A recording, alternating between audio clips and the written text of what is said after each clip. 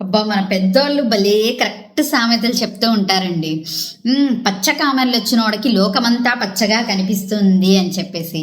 ఇప్పుడు for suppose తొందరగా కొంతమంది మోసపోతూ ఉంటారు. ఎందుకు మోసపోతారంటే తను అమాయకుడు ఉంటాడు. సో, ఎదుటోడిని గూడా తను అమాయకుడే అనుకుని నమ్మేసి మోసపోతూ ఉంటారు. నెగెటివ్ పీపుల్ కూడా అంతేనండి. వాళ్ళు నెగెటివ్ చెడుగా ఆలోచిస్తారు గాబట్టి ఎదుటోళ్ళు గూడా అలా ఆలోచిచ్చేస్తున్నారేమో అని జెప్పేసి ఈయనే ముందు చెడు చేసేస్తూ ఉంటారు. ఫర్ సపోజ్ నేను కొంతమందిని చూస్తూ ఉంటాను. వాళ్ళు ముందొచ్చినా, ఎదురొచ్చినా, ఏం చేసినా సరే, అబ్బా! దరిద్రం, దరిద్రం అనుకుంటూ ఉంటారు. ఎందుకంటే ఆ దరిద్రాలన్నీ తనలోనే ఉంటాయి. సో, ఎదుటోళ్ళ మీద రిఫ్లెక్ట్ చేస్తూ ఉంటారు. ఓ నెగటివిటీ మనలో ఉందంటే మనం అదే రిఫ్లెక్ట్ చేస్తాం. మీరు మంచి అయితే మంచి చెప్తారు ఎదుటోళ్ళకి. మీరు చెడు కాబట్టే చెడు చెప్తూ ఉంటారు.